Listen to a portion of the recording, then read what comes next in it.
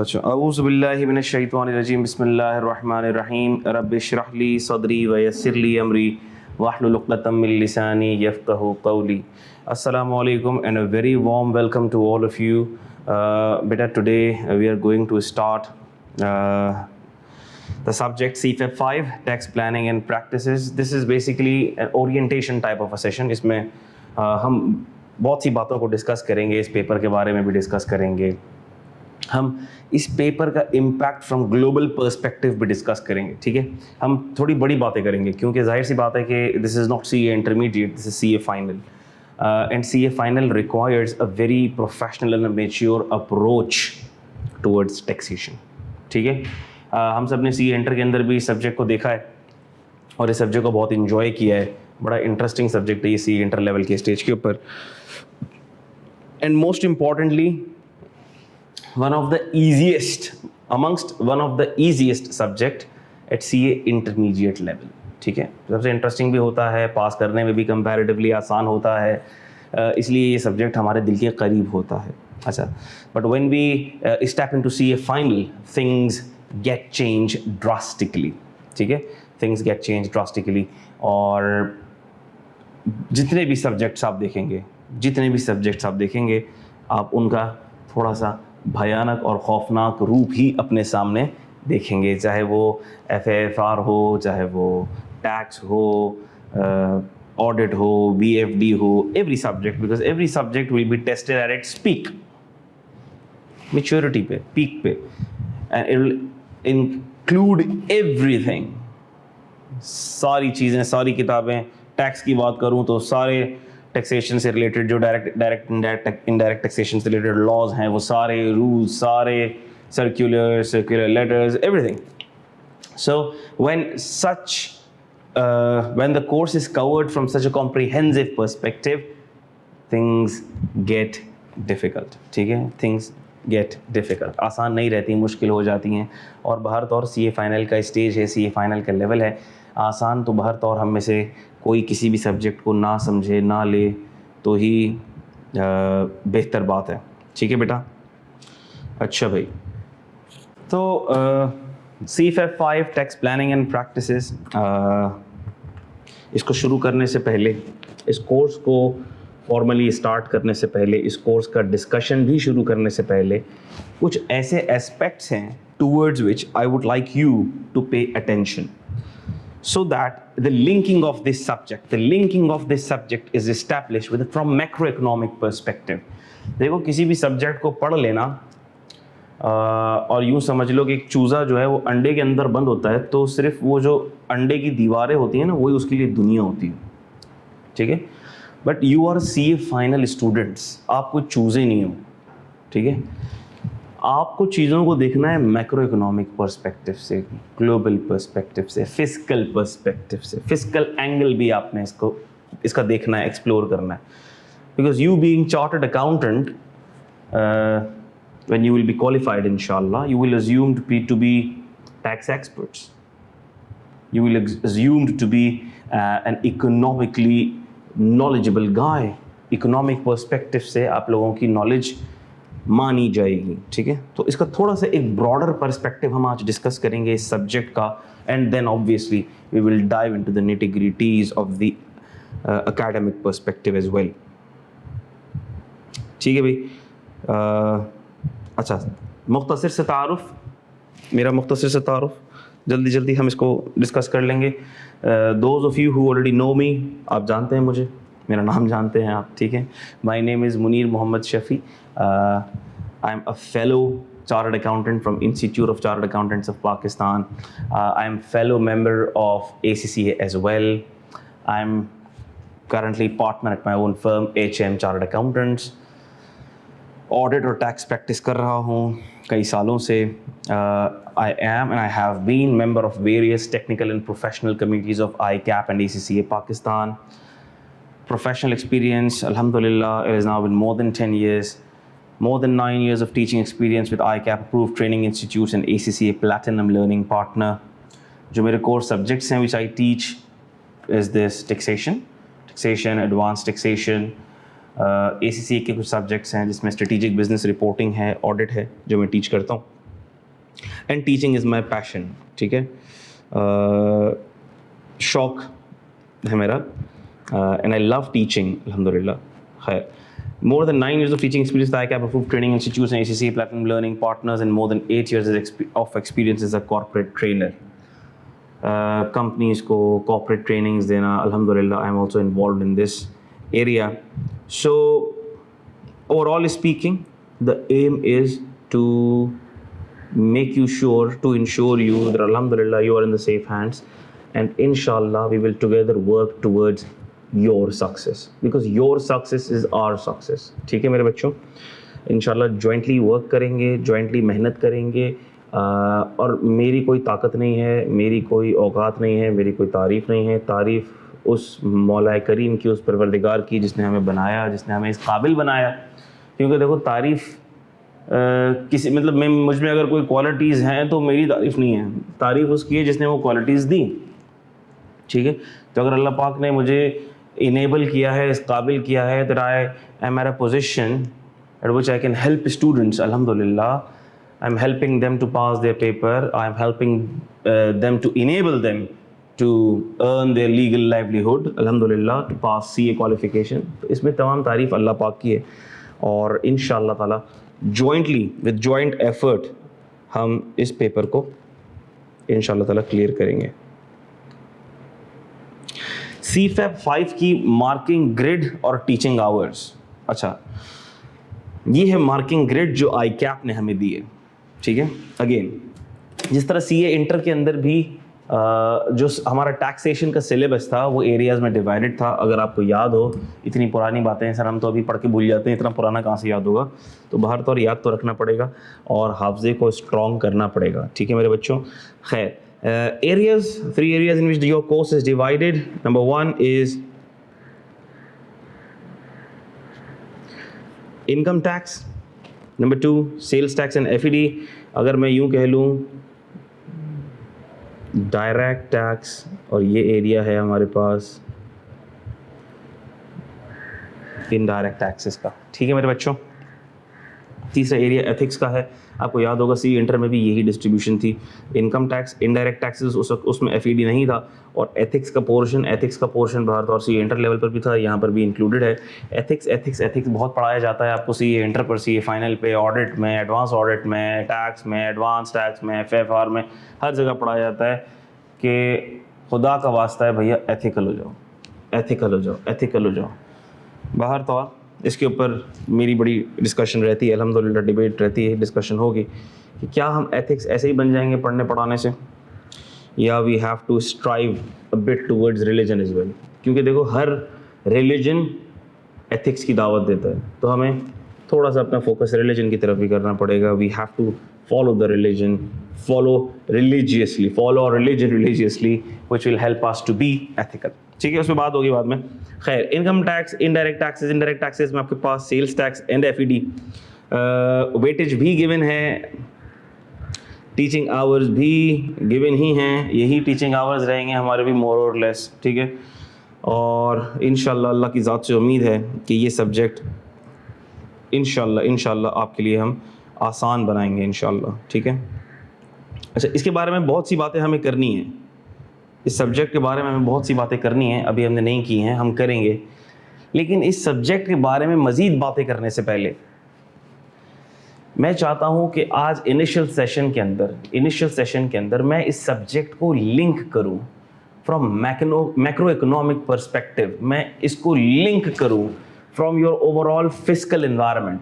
आज हम बात करें, किस बारे में बात करें? आज हम बात करेंगे सर हमारी इकोनॉमी कहाँ खड़ी है। आज हम बात करें कि इस सब्जेक्ट का रोल हमारी इकोनॉमी के अंदर क्या है। आज हम बात करें कि जो बजट आया है उस बजट के अंदर क्या बातें हैं। ठीक है, देखो भले you are at very first session today, we are conducting very first session today, लेकिन क्या तुम बच्चे हो? नहीं सर हम बच्चे नहीं हैं, हम तो बड़े हो गए काफ़ी। अच्छा, बहुत बड़े भी नहीं हो, लेकिन अल्हम्दुलिल्लाह you have knowledge, you have previous knowledge, CAF 2 की नॉलेज भले भूल चुके हो, लेकिन फिर भी आपको बहुत हद तक चीज़ों का पता है, नॉलेज है। You are CA final students. ठीक है, तो आज अगर मैं आपसे बजट की बात करूंगा तो ऐसा नहीं है कि आपको समझ नहीं आएगा। ठीक है, आज मैं अगर आपसे उन मेजर्स की बात करूंगा जो डायरेक्ट टैक्सेशन मेजर्स हैं, इनडायरेक्ट टैक्सेशन मेजर्स हैं, उनकी बात करूंगा तो आपको समझ नहीं, आपको सब समझ आएगा और हम खड़े हैं इंशाल्लाह समझाने के लिए आपको, ठीक है। तो इंशाल्लाह आज डे 1 पर विदाउट एनी प्रीवियस नॉलेज और having forgotten all the previous knowledge, I will enable you to understand the economic perspective, ठीक है। माजरत के साथ ये हम टीचर्स ही हैं जो बस very much we restrict you very much to the syllabus, but what I believe is until and unless your perspective is clear about this subject कि भाई इसका रोल क्या है हमारे ओवरऑल इकोनॉमिक एनवायरनमेंट के अंदर, कितना इंटीग्रल सब्जेक्ट है ये, तब तक इसकी इंपॉर्टेंस, इसकी अहमियत दिल में नहीं आएगी। खैर बाहर तौर मैं सिर्फ थोड़ा सा एक ग्लिम्स देना चाहूँगा आपको कि आज के सेशन में हम लोग क्या डिस्कशन कर रहे होंगे, हम लोग क्या बातें कर रहे होंगे, बिकॉज आज का सेशन बड़ा इंटरेस्टिंग होने वाला है हमारे लिए इंशाल्लाह। और फिर CFAP 5 और उसके बारे में काफ़ी सारी बातें तो हम इंशाल्लाह ताला शुरू कर ही देंगे, लेकिन आज का सेशन इंटरेस्टिंग इस पर्सपेक्टिव से होने वाला है। हम इसमें बहुत चीज़ें देखेंगे, हम इसमें देखेंगे इकोनॉमिक चैलेंजेस क्या हैं हमारे लिए, ठीक है। हम इसमें देखेंगे इकोनॉमिक ओवरव्यू देखेंगे हमें, ठीक है। उसके ऊपर कुछ बात करूंगा मैं आपसे, इकोनॉमिक चैलेंजेस पर मैं आपसे कुछ बात करूंगा, ठीक है। फिर हमारे पास पब्लिक डेट एनालिसिस, उसका क्या मतलब है, इन्फ्लेशन रेट की बातें होती हैं, इंटरेस्ट रेट की बातें होती हैं, उसका क्या मतलब है, टैक्स रेवेन्यू, फिस्कल डेफिसिट की बातें होती है, उसका क्या मतलब है, बताऊंगा मैं आपको। क्योंकि देखो इकोनॉमी समझोगे तो फिर टैक्स को अच्छे से समझ पाओगे। हाँ, इकोनॉमी समझोगे तो टैक्स को अच्छे से समझ पाओगे, वरना अच्छे से नहीं समझ पाओगे। एक्सपोर्ट्स, जीडीपी में क्या रोल है, कितनी एक्सपोर्ट्स है हमारी, फॉरेन एक्सचेंज रिजर्व्स और IMF के लोन का क्या चक्कर है, बजट जो भी आया है उस बजट को we have to look that budget at a glance. Sir इस बजट में है क्या, हम इस पे बात करेंगे मेरे बच्चों, very very important, very very important. इस बजट की बाइफर्केशन के ऊपर बात करेंगे, इस बजट के ब्रेकअप के ऊपर बात करेंगे, और फिर हम ये भी देखेंगे कि फाइनेंस बिल 2023 के अंदर डायरेक्ट टैक्सेशन के अंदर क्या मेजर्स प्रपोज किए गए हैं, इनडायरेक्ट टैक्सेशन में क्या मेजर्स प्रपोज किए गए हैं। बड़ी इंटरेस्टिंग डिस्कशन होने वाली है, and most importantly I will ensure कि आज हम जो भी डिस्कशन करेंगे, जो भी बात करेंगे, वो आप लोगों के पल्ले पड़े। आप लोग क्या समझते हैं, जो आमतौर पर अकाउंटेंट्स क्या समझते हैं, सर ये हमारे करने की बातें थोड़ी हैं, ये इकोनॉमिक्स की बातें हमारे करने की थोड़ी है, ये तो इकोनॉमिक्स करेगा ना। नहीं भैया नहीं, तुम लोग जाहिल नहीं हो, तुम लोग टैक्स पढ़ रहे हो, और टैक्स भी नहीं, एडवांस टैक्स। तुमको पता होना चाहिए यार इकोनॉमी के अंदर क्या चल रहा है, how this subject is linked to our economy. A very very important discussion and a very interesting discussion is coming your way इंशाल्लाह। वी विल टेक नमाज ब्रेक, मगरिब की नमाज का ब्रेक लेंगे, मगरिब की नमाज अदा करेंगे, और फिर हम इस सारी की सारी डिस्कशन करेंगे, which is very very interesting and very very important. चीज़ें क्या क्या प्रोपोज हुई हैं, क्या क्या चीज़ें प्रोपोज हुई हैं, क्या क्या मेजर्स प्रोपोज हुए हैं फाइनेंस बिल के अंदर, वो भी बताऊंगा मैं आपको, क्योंकि जाहिर सी बात है वो सारे के सारे आपने पढ़ने, हम पढ़ेंगे क्या हैं कैसे हैं, ये हम पढ़ेंगे, ड्यूरिंग द कोर्स भी पढ़ेंगे। But you should have a bird's eye view. कल को आपसे पूछे कि भैया बजट के अंदर क्या था, क्या आया, क्या मेजर्स आए, अच्छे हैं बुरे हैं, टैक्स कलेक्शन मेजर्स हैं, रिलीफ मेजर्स हैं, बर्डन बढ़ रहा है कम हो रहा है, you should be in a position to discuss this thing. ठीक है मेरे बच्चों। अच्छा बच्चों, so now let's discuss,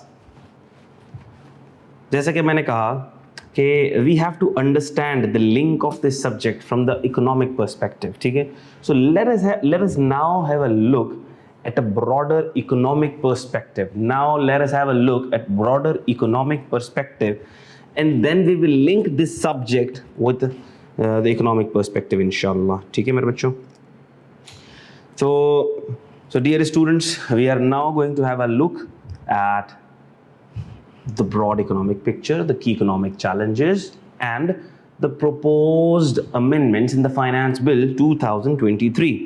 And I will try to explain you, even though you are studying or you are looking at tax after a long time, ठीक है, बहुत से लोग समझेंगे यार पता नहीं समझ आएगा नहीं आएगा, but the changes, the proposed amendments are very interesting. ठीक है। अच्छा भाई, डिस्कशन हो गया मेरे बारे में, CFAP 5 की कोर्स आउटलाइन के बारे में हमने बात कर ली। अच्छा भाई, so this snapshot which is in front of you, this will give you some hint about the economy of Pakistan. Economy of Pakistan, Pakistan की इकोनॉमी कहाँ खड़ी है, क्या कह रही है हमसे, क्या कह रही है हमसे, क्या चीख चीख कर कह रही है हमसे। अच्छा भाई आओ देख लेते हैं। अच्छा ये बातें सारी कहाँ से ली गई हैं, ये सारी की सारी बातें ली गई हैं पाकिस्तान इकोनॉमिक सर्वे से, ठीक है। अच्छा भाई तो क्या कहता है Pakistan economic survey, real GDP, GDP क्या होती है सर, जीडीपी क्या, हमें तो नहीं पता जीडीपी क्या होती है, हमने कहा अभी बता देते हैं जीडीपी क्या होती है। ग्रॉस डोमेस्टिक प्रोडक्ट को कहते हैं, ग्रॉस डोमेस्टिक प्रोडक्ट को कहते हैं जीडीपी। और पूरे फाइनेंशियल ईयर में जो भी सर्विसेज, जो भी प्रोडक्ट्स प्रोड्यूस हो रही हैं, जो भी सर्विसेज, जो भी प्रोडक्ट्स प्रोड्यूस हो रही हैं, उन सब का सम टोटल कर लो वैल्यू का, तो ये आपकी जीडीपी बनती है। फाइनेंशियल ईयर में पूरे पाकिस्तान की इकोनॉमी की जो भी प्रोडक्ट्स, जो भी सर्विसेज प्रोड्यूस हो रही हैं, जो भी प्रोडक्ट्स प्रोड्यूस हो रही हैं, finish products, final products, consumable products, consumable services, वो उसको सबको सम कर लो तो ये बनती है आपकी जीडीपी। तो सर हर साल इकोनॉमी बढ़नी चाहिए, तरक्की आनी चाहिए, आवाम बढ़ रही है, रिसोर्सेज बढ़ रही हैं, तो इकोनॉमी को ग्रो होना चाहिए और इकोनॉमी को किसी डिसेंट रेट से ग्रो होना चाहिए। हमने कहा देखते हैं किस रेट से ग्रो हुई है। रियल जीडीपी ग्रोथ कितनी है, 0.29%, 0.29%। बेहतर ये है कि मैं लाल कलम का इस्तेमाल करूं। 0.29%। मसले मसाइल थे, इकोनॉमिक स्लो डाउन था, फ्लड भी आ गए,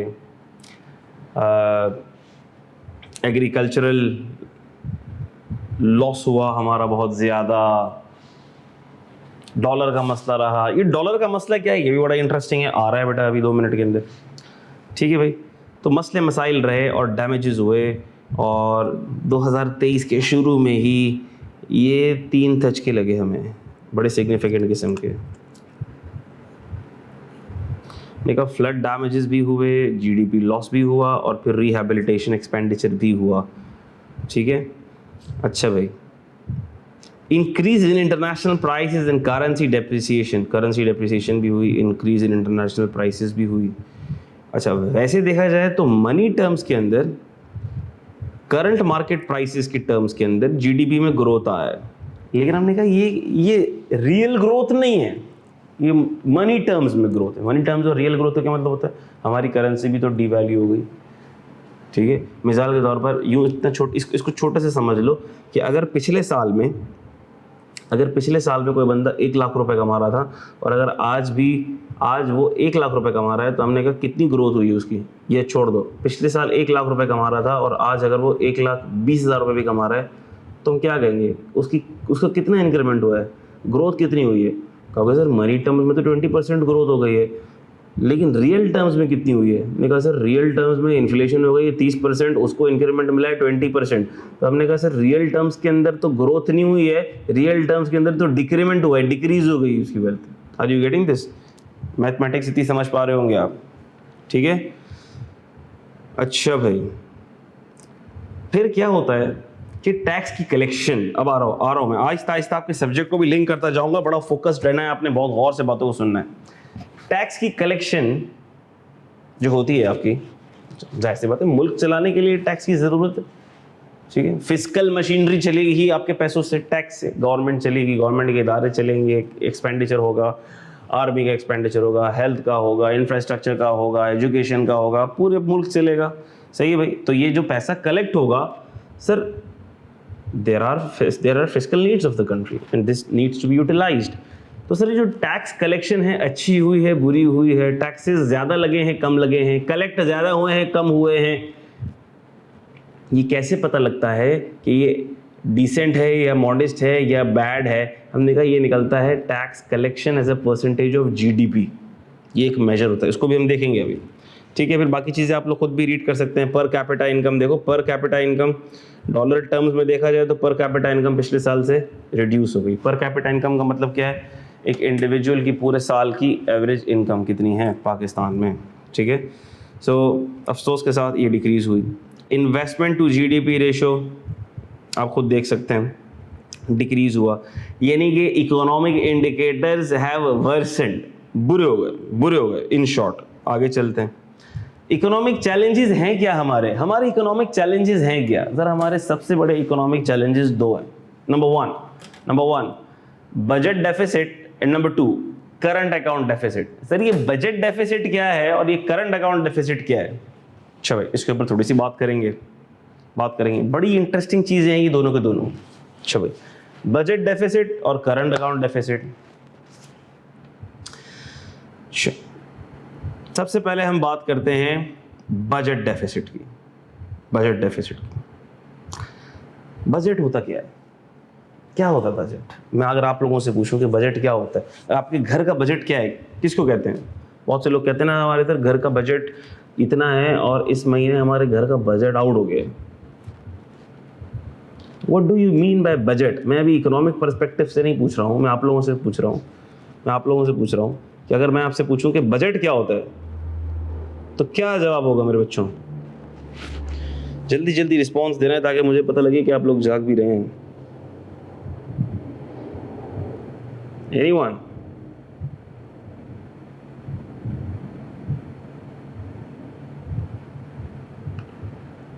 मैसेज मेरी आईडी पर आने चाहिए। मेरी आईडी मुनीर शफी वाली जो आईडी है बेटा, उस पर आप मैसेज करेंगे तो मुझे नजर आएंगे मेरी स्क्रीन पर।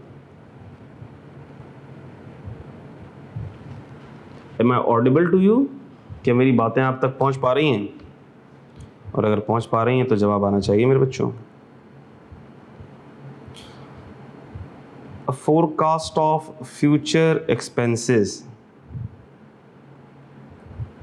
plan for utilization of income। बिल्कुल ठीक बात है। अच्छा देखो, आप लोगों ने मुहावरा सुना होगा अपने बड़ों से, जितनी चादर हो उतने पांव फैलाओ। सुना है? कितने लोगों ने सुना है? ये तो बता दो, ये तो जवाब दे दो, कितने लोगों ने सुना है अपने बड़ों से ये मुहावरा सुना है किसी ने? जितनी चादर हो उतने पांव फैलाने चाहिए। हाँ सुना है? जबरदस्त। क्या मतलब इसका मतलब ये है कि जितनी आपकी रिसोर्सेज हो एक्सपेंसेस को उस हिसाब से रखना चाहिए।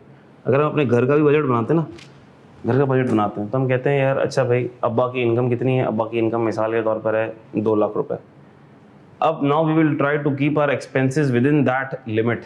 हम कहेंगे भाई एक्सपेंसेस कोशिश तो करो कि एक्सपेंसेस 180 हो ताकि 20,000 रुपये की बचत भी तो हो, बुरे वक्त के लिए काम आए। अच्छा, या अगर हम अपने खर्चे प्लान करेंगे तो हम बोलेंगे चलो ठीक है ज़्यादा से ज़्यादा 2 लाख की इनकम है तो 2 लाख तक जा सकते हैं, इससे ऊपर अगर जाएंगे तो हमें कर्ज लेना पड़ेगा, उधार लेना पड़ेगा। बात समझ आ रही है? अच्छा भाई, तो हम पहले ये देखते हैं इनकम कितनी है और फिर हम उस इनकम के हिसाब से अपने खर्चों को प्लान करते हैं। और अगर थोड़े बहुत वो ऊपर निकल रहे हो तो हम उसको काबू करने की कोशिश करते हैं। ऐसा करते नहीं करते? बिल्कुल ऐसे करते हैं। बजट डेफिसिट इसको बोलते हैं। हमने कहा बजट डेफिसिट आप यूं समझें ये पूरा पाकिस्तान अब हमारा घर है, और है हमारा घर तो है, क्या करें, ये पूरा पाकिस्तान हमारा घर है। और जाहिर सी बात है जैसे कि मैंने आपको बताया कि देयर आर फिस्कल एक्सपेंडिचर्स, ठीक है।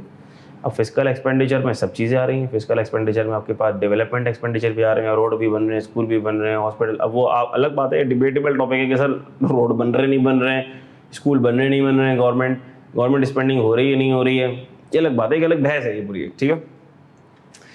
तो हमने कहा फिर पूरी जो आपकी सरकारी मशीनरी है, पब्लिक सेक्टर एम्प्लॉयज़ हैं, उनकी सैलरीज जा रही हैं,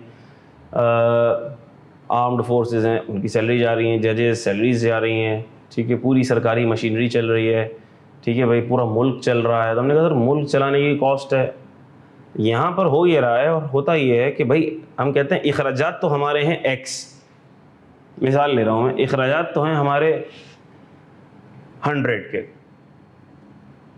अब आओ देखते हैं इनकम कितनी होती है। अच्छा भाई इनकम हर जगह से खींचतान की हो गई 70 की, हमने कहा 30 आ गया budget deficit. Are you getting this? 30 आ गया बजट डेफिसिट। और फिर हमारा मुल्क कहता है इस डेफिसिट को हम कैसे पूरा करें? भीख मांग के पूरा करो भाई, और कोई रास्ता नहीं है।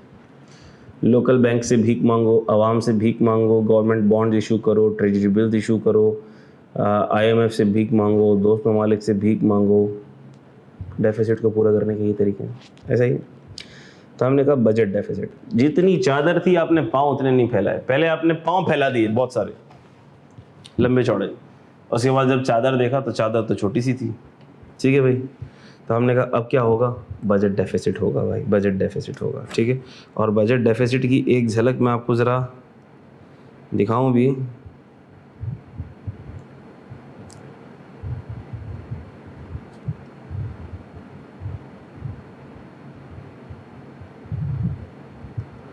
ठीक है भैया, ये ज़रा देख लो, ये ज़रा देख लो। टैक्स रेवेन्यू होगा हमारा कलेक्ट 9200 बिलियंस। फिर नॉन टैक्स रेवेन्यू भी है। प्रोविंसेस को अपना शेयर चले जाएगा, बात करेंगे उस पर, प्रोविंसेस को जो शेयर जाता है उसको क्या कहते हैं, क्यों जाता है। और फिर आ जाएंगे आपके पास net revenue receipts. Net revenue receipts आ गई। अच्छा, अब वो जो नेट रेवेन्यू रिसीट्स आ गई, ये फेडरल गवर्नमेंट के पास जो रिसीट्स हैं, ये उसकी बात हो रही है, ठीक है। प्रोविंसेस को प्रोविंसेस के शेयर्स दे दिए हमने। अब फेडरल गवर्नमेंट कहती है कि इस 6887 की जो रिसीट्स आई है, अब हमारे पास खर्चे करने के लिए ये सारे हैं खर्चे।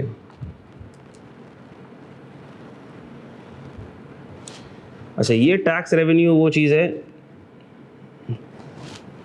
जिससे आपका लेना देना है, जो आप पढ़ेंगे कैसे कलेक्ट होगा, डायरेक्ट टैक्सेस, इनडायरेक्ट टैक्सेस, ब्ला ब्ला वगैरह वगैरह। Therefore I am linking this broader picture, ठीक है मेरे बच्चों। तो फेडरल गवर्नमेंट कहती है भाई करने के लिए हमारे पास ये सारे खर्चे हैं, क्या करें, क्या करें।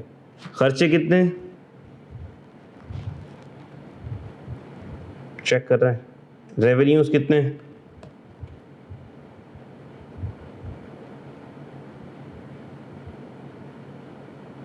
बेटा प्रोविंसेस के तो खर्चे दे दिए ना, प्रोविंसेस को, प्रोविंस अपने खर्चे करेंगे, इसमें प्रोविंसेस के खर्चे नहीं है।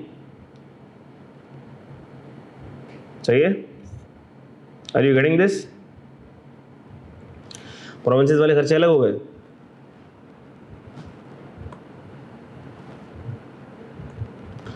तो हमने कहा भाई अभी सारा शॉर्टफॉल कैसे पूरा होगा।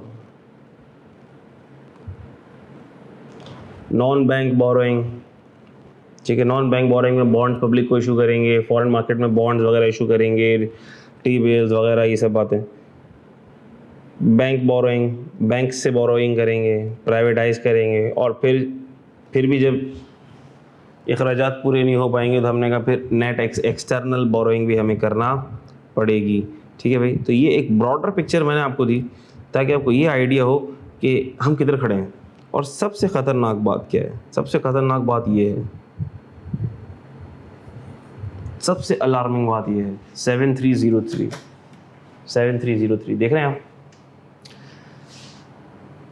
सबसे खतरनाक बात ये है, सूद। कितना सूद है सर? उतने तो बेचारे फेडरल गवर्नमेंट के पास पैसे नहीं बचे जितना उसने सूद देने हैं। हाँ,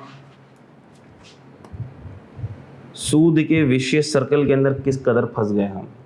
क्यों? चूंकि अल्लाह और उसके रसूल से जंग, और अल्लाह और उसके रसूल से जंग है तो फिर पिटाई होती रहेगी, पिटाई होती रहेगी, ठीक है भाई। अच्छा भाई, खैर ये बातें तो हम काफ़ी सारी करेंगे इंशाल्लाह आगे भी। अच्छा, तो ये बात आ गई। तो हमने कहा परसिस्टेंट हाई बजट डेफिसिट। और फाइनेंस कैसे हो रहे हैं भैया? लोकल लोन से और फॉरेन लोन से। जिससे हो क्या रहा है, इंटरेस्ट कॉस्ट बहुत ज़्यादा बढ़ गई, इस साल भी बढ़ गई, आगे के सालों में भी बढ़ गई।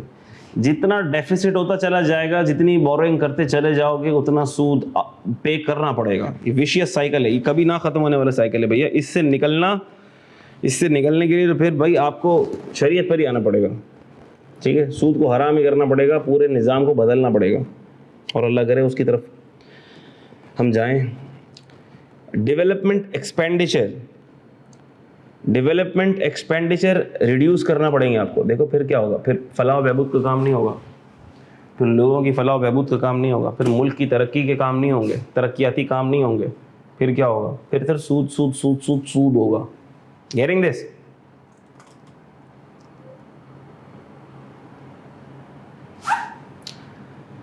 जी, लोकल बैंक से, स्टेट बैंक से जो लोन्स हैं वो लोकल लोन्स में आते हैं, ठीक है। और बॉन्ड्स में भी वो जो बैंक्स को दिए हैं वो बैंक से बोरोइंग्स के अंदर आ जाएंगे, और पब्लिक में जो कंपनीज को वगैरह दिए हैं तो वो फिर पब्लिक फाइनेंसिंग में आ जाएंगे, ठीक है। अच्छा भाई, डेवलपमेंट एक्सपेंडिचर कम करना पड़ेगा, तरक्याती एक्सपेंडिचर्स आपको कम करना पड़ेंगे। अच्छा, और क्या हो रहा है? अच्छा, इससे मल्टीफोल्ड इफेक्ट हो रहे हैं। एक तो इंटरेस्ट कॉस्ट बढ़ गई तो ज़्यादा पैसे चाहिए हुकूमत को, अखराजात बढ़ गए।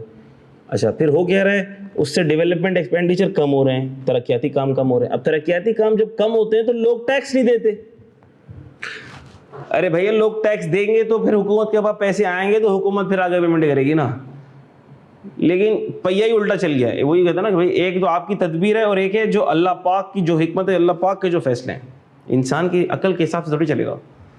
अल्लाह की मान के चलेंगे तो चीज़ें हमारे काबू में आएंगी, और अगर अल्लाह की मान के नहीं चलेंगे तो चीज़ें बेकाबू हो जाएंगी।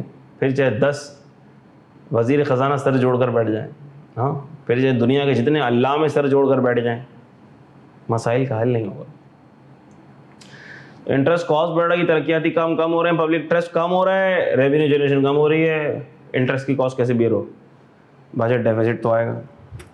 अच्छा, एक और मसला, परसिस्टेंट करंट अकाउंट डेफिसिट। ये क्या चीज़ है सर? ये भी बड़ी इंटरेस्टिंग चीज़ है। बजट डेफिसिट समझ आ गया आपको? बजट डेफिसिट समझ आया आपको? ज़रा मुझे एक्नॉलेज कर दें, मैं आगे बढ़ूँ। बड़ी इंटरेस्टिंग बातें करने लगे हम आज, आपको इकोनॉमिक पर्सपेक्टिव समझाने लगा हूँ मैं।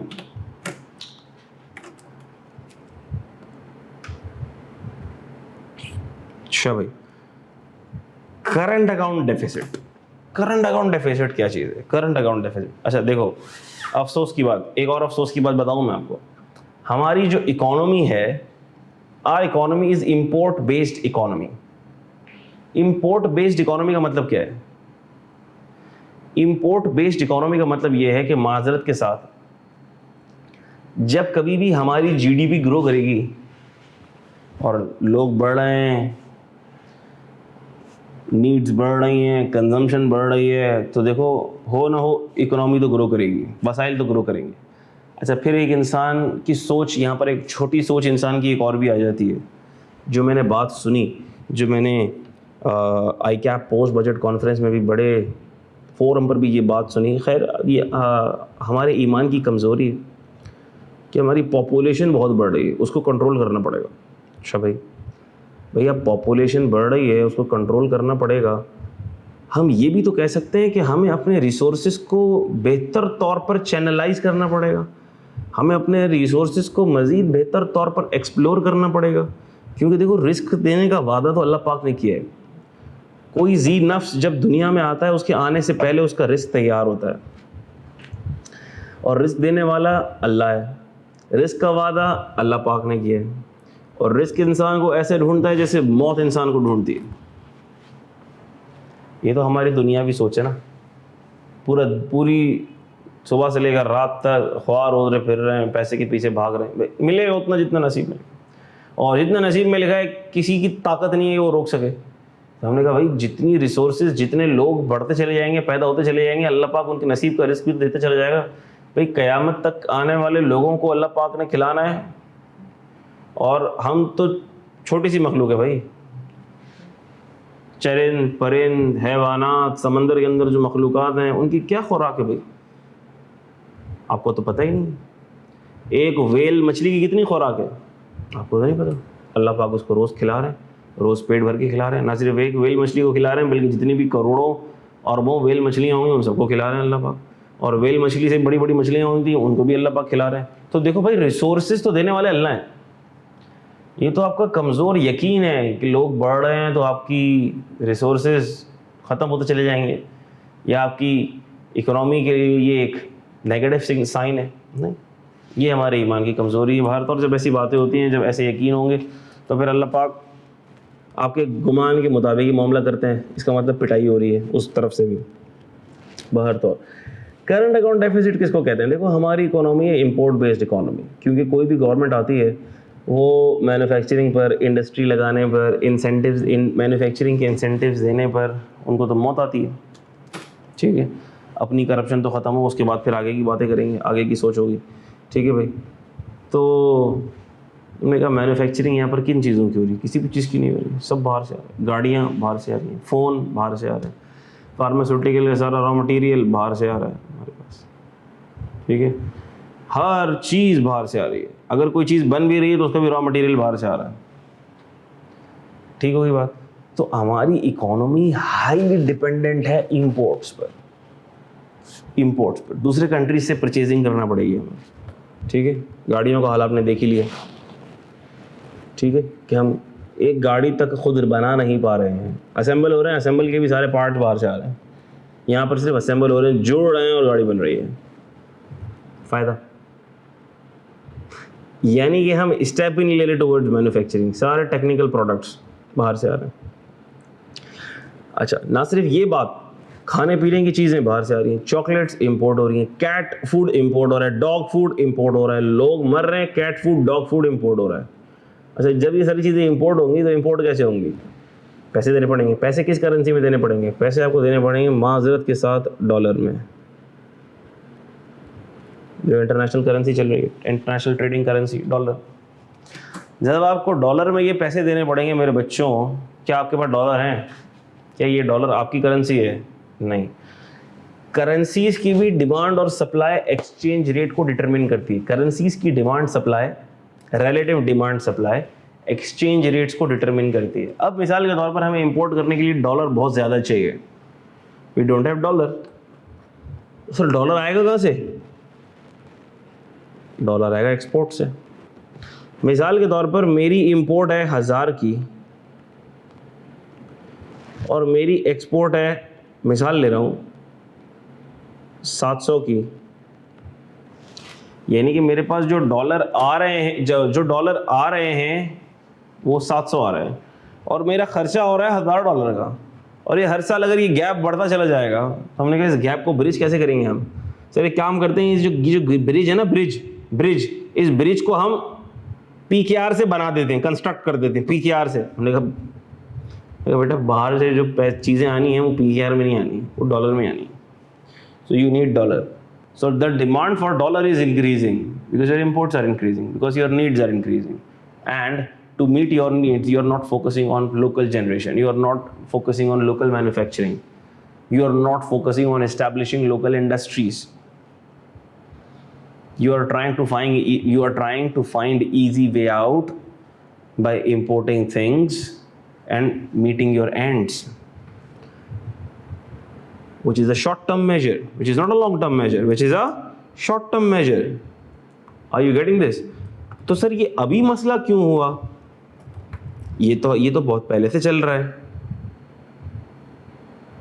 हाँ तो बेटा मेरे बच्चे हरीब खान, बात यही है ना, आपको फॉरेन डिपेंडेंसी कम करनी पड़ेगी। अब आप फॉरेन डिपेंडेंसी कम कैसे करोगे? ऐसे ही कम करोगे ना कि बाहर से जो फिनिश प्रोडक्ट आ रही हैं वो ना आए भाई, वैल्यू एडेड प्रोडक्ट कम से कम। भाई चलो रॉ मटेरियल आ रहा है तो रॉ मटेरियल के बाद आप मैन्युफैक्चरिंग तो खुद करो। जैसे कि अभी हम पढ़ेंगे एक मेजर इंट्रोड्यूस हुआ है कि ये जो सोलर पैनल बन रहे हैं, सोलर इन्वर्टर बन रहे हैं, सोलर इन्वर्टर बनने और सोलर पैनल, अभी तो आपने जितने भी सोलर के सिस्टम्स वगैरह लगते देखे हैं वो सारे के सारे क्या हो रहे हैं? इम्पोर्ट हो रहे हैं और लग रहे हैं फिनिश फॉर्म के अंदर। ऐसा ही है ना।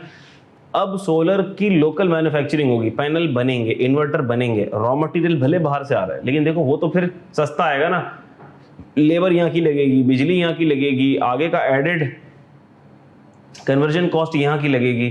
तो मिसाल के तौर पर पहले जो हम इंपोर्ट कर रहे थे 100 रुपए की चीज़ और बेच रहे थे और यहाँ पर इस्तेमाल कर रहे थे, अब हम इंपोर्ट करेंगे 20 रुपए की चीज़ और बाकी की जो वैल्यू एडिशन है वो लोकल होगी। कम हो गया ना, फिर डॉलर पर डिपेंडेंसी भी कम हो जाएगी, हमारी डॉलर पेमेंट्स भी कम हो गई। Are you getting this? So this is the way out. अब लोकल मैन्युफैक्चरिंग इंडस्ट्री को इस्टेब्लिश करो ना। देखो टैक्स इंसेंटिव्स तो दिए जा रहे हैं, हम देखेंगे भी टैक्स इंसेंटिव्स हैं, लेकिन सिर्फ टैक्स इंसेंटिव से क्या काम चलेगा? और वो टैक्स इंसेंटिव्स हमें कितनी मदद दे लेंगे इस पर भी हम बात करेंगे। क्योंकि देखो शुरू के सालों में तो एक बिजनेस को होते क्या हैं, लॉसेज ही होते हैं ना। आप जब टैक्स इंसेंटिव्स देखोगे ना तो टैक्स इंसेंटिव ऐसे होंगे कि भैया 5 साल तक टैक्स हॉलीडे, 6 साल तक कोई पूछ नहीं होगी आपसे। अच्छा भाई 6 साल तक पूछ नहीं होगी तो भैया 3 साल तो वैसे ही लॉस आएगा। अगर हमसे पूछ होती भी और लॉस आता और 3 साल तक लॉस आया और वो लॉस भी 6 साल तक कैरी फॉरवर्ड हो रहा है तो आपने हमें फिर एडिड बेनिफिट क्या दिया?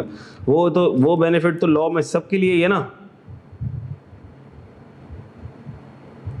ठीक है। तो भाई बात यही है कि मसले मसाइल हैं और इंपोर्ट्स होंगी डॉलर के अंदर। अरीब बेटा PKR, आपका PKR तो आज सऊदी अरब नहीं ले रहा। मैं अभी उम्रे पर जाना हुआ अल्लाह के फजल से, रमज़ान से पहले और रमज़ान 6-7 रमज़ान को मेरे रोज़े को वापसी हुई। तो यहाँ से रियाल अल्हम्दुलिल्लाह हम लेके गए थे 70 या 75 का लिया था। वहाँ जब हम गए और लोग जो रियाल लेकर नहीं आए हुए थे, जो वहाँ से रियाल ले रहे थे, अपने PKR को कन्वर्ट करवा रहे थे, आपको पता है उनको किस रेट के ऊपर रियाल मिला है? उनको मिला है 113, 110 से 115 के बीच में मिला है, 113, 114 पे मिला है रियाल। बिकॉज फॉर देम हमारी करेंसी कचरा है, कचरा। वो बोल रहे हैं हमें कचरा नहीं चाहिए भाई, आपकी करेंसी भी कचरा, ठीक है। तो लोग हमसे PKR में नहीं लेंगे भाई, PKR में नहीं लेंगे, ठीक है ना। डॉलर इंटरनेशनल ट्रेडिंग करेंसी है, आपकी करेंसी की तो वैसी कोई वैल्यू नहीं है, उसमें आप ट्रेडिंग तो दूर की बात है, ठीक है। ईरान, अफ़गानिस्तान, इनके साथ बार्टर ट्रेड तो हो सकती है, बार्टर ट्रेड तो हो सकती है कि आप एक कमोडिटी दो दूसरी कमोडिटी लो, क्योंकि PKR में ट्रेड करने पे तो कोई राज़ी नहीं होगा, ठीक है भाई। लो एक्सपोर्ट्स आपकी कम है, बाहर से जो लोग पैसे भेजते हैं, एक ओवरसीज़ पाकिस्तानी पैसे भेजते हैं, ये एक ज़रिया होता है कि हमारे पास डॉलर आए, या जो हम एक्सपोर्ट्स करते हैं। अब एक्सपोर्ट्स के अंदर क्या क्या चीज़ें हमारे पास, टेक्सटाइल की एक्सपोर्ट्स हैं, हमारे पास IT की एक्सपोर्ट्स हैं, बहुत सारी एक्सपोर्ट्स भी हैं। लेकिन उस एक्सपोर्ट्स का भी क्या हाल हो रहा है वो भी आगे जाके स्लाइड के अंदर मैंने शो किया है कि एक्सपोर्ट्स भी डिक्लाइनिंग ट्रेंड पर है, एक्सपोर्ट्स डिक्रीज़ हुई हैं। इंडिया की एक्सपोर्ट्स आसमान को छू रही हैं और हमारी ज़मीन के नीचे जा रही है। Are you getting this? तो भाई अब हो क्या रहा है, देखो मसला ये हो रहा है, उधर भी आपने देखा ना बजट डेफिसिट पर भी दोनों एंड्स ही अनफेवरेबल थे। इंटरेस्ट कॉस्ट बढ़ती जा रही है, अब इंटरेस्ट कॉस्ट जब बढ़ती जा रही है तो उसके लिए सिर्फ पैसे ज़्यादा कलेक्ट हो जाए तो पे कर दें इंटरेस्ट। हमने कहा एक तो इंटरेस्ट कॉस्ट बढ़ रही है, दूसरा पैसे कम कलेक्ट हो रहे हैं क्योंकि पब्लिक का ट्रस्ट ही नहीं है। दोनों इंडिकेटर्स नेगेटिव। फिर करंट अकाउंट डेफिसिट पे आओ तो क्या हो रहा है,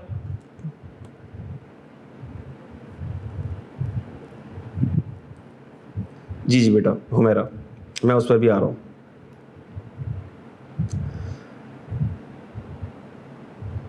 लाइव क्लासेस होंगी, रिकॉर्डेड होंगी, उसके ऊपर भी मैं आऊँगा, थोड़ी सी बात कर रहा हूँ, थोड़ा सा टाइम दीजिएगा। सेशन आज का सेशन हमारा 9 बजे तक ही है, तो ये बातें भी मैं करूँगा, आगे की बातें भी करूँगा, और इंशाल्लाह ताला फिर आगे के सेशंस के अंदर भी हम बातें करेंगे। अच्छा भाई, तो बात में क्या कर रहा था, हाँ यहाँ पर भी देखो दोनों इंडिकेटर्स नेगेटिव हो गए, इंपोर्ट्स भी हाई हो रही हैं, ज़्यादा से ज़्यादा चीज़ें इंपोर्ट हो रही हैं, और उन इंपोर्ट बिल्स को सेटल करने के लिए जो डॉलर्स चाहिए जो एक्सपोर्ट्स के थ्रू आएंगे वो आपकी रिड्यूस हो रही हैं, ठीक है। तो रेमिटेंसेस जो कि बाहर से लोग पैसा भेजते हैं वो गैप को ब्रिज करती हैं, लेकिन उनका भी ट्रस्ट बड़ा शेकी हो गया है, क्योंकि अभी आपने देखा डॉलर इंटर मार्केट में किसी रेट पे चल रहा है, इंटर बैंक में ओपन मार्केट में किसी रेट पे चल रहा है, इंटर बैंक पे किसी रेट पर चल रहा है। तो लोग ऑफिशियल चैनल से पैसा नहीं भेज रहे, डॉलर ऑफिशियल चैनल से नहीं भेज रहे, जिससे ऑफिशियल रिजर्व्स नहीं बढ़ पा रहे थे आपके। अभी भी ये मसला है, ओपन मार्केट का रेट अलग है, इंटर बैंक का रेट अलग है, ये एक अलग मसला, जिसकी वजह से रेमिटेंसेस भी कम हो गई जो कि गैप को ब्रिज कर रही थी, ठीक है भाई। तो लिमिट्स, तो ये सारे के सारे मसले हैं, these limits high GDP growth and so that development. तो मसला क्या है कि सर जैसे ही हमारी GDP ग्रो करने लगती है ना, जो कि एक पॉजिटिव इंडिकेटर है भाई, GDP ग्रो होनी चाहिए, तो जैसे ही हमारी GDP ग्रो करने लगती है ना, हमारी इकोनॉमी हीटअप हो जाती है। हीटअप कैसे हो जाती है सर, कोई चूल्हे के ऊपर थोड़ी चल रही है। हमने कहा जैसे ही GDP आपकी ग्रो करती है ना, आपको डॉलर चाहिए, और डॉलर आ नहीं रहा, तो हीटअप हो गई, लिमिट हो जाएगी। फिर क्या रास्ता रह जाएगा, हमने कहा फिर आपके पास रास्ता रह जाएगा IMF program and bilateral lending. सऊदीया से मांगो, दुबई से भीख मांगो, चाइना से भीख मांगो, IMF से भीख मांगो, and you and up compromising your sovereign choices, ठीक है भाई। फिर आपकी सॉवरेन चॉइसेस आपके हाथ में नहीं रहती, आज़ाद नहीं रहते, आपके फैसले आज़ाद नहीं रहते, ठीक है भाई, फैसले आज़ाद नहीं रहते। सर क्या ये मसाइल आज से पैदा हुए हैं? हमने कहा नहीं, आज से मसाइल तो पहले ही से थे। पहले क्यों पता नहीं चल रहे थे, या पहले क्यों इतना फील नहीं हुआ जितना अभी फील हो रहा है? पहले इसलिए फील नहीं हुआ क्योंकि अमेरिका अफ़गानिस्तान वॉर के अंदर पाकिस्तान चूँकि अमेरिका को अड्डे दे रहा था, ठीक है भाई, मुशर्रफ दौर की बात करें, उससे पहले वाले दौर की बात करें, पाकिस्तान एक एलाय बना हुआ था US का, तो डॉलर की बरसात हो रही थी। और उसके बाद when this episode is no more, तो भैया आप डॉलर मुफ्त में तो आना बंद हो जाएंगे ना, अब कुछ करना पड़ेगा। तो ओवरऑल डेफिसिट है, as a percentage of GDP overall क्या है, डेफिसिट है। देख लो कितना डेफिसिट है, देख रहे हो,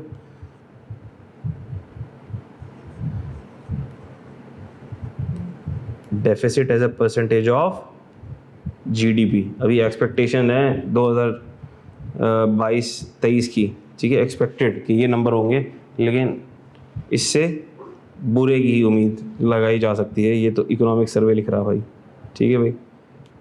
अच्छा भाई,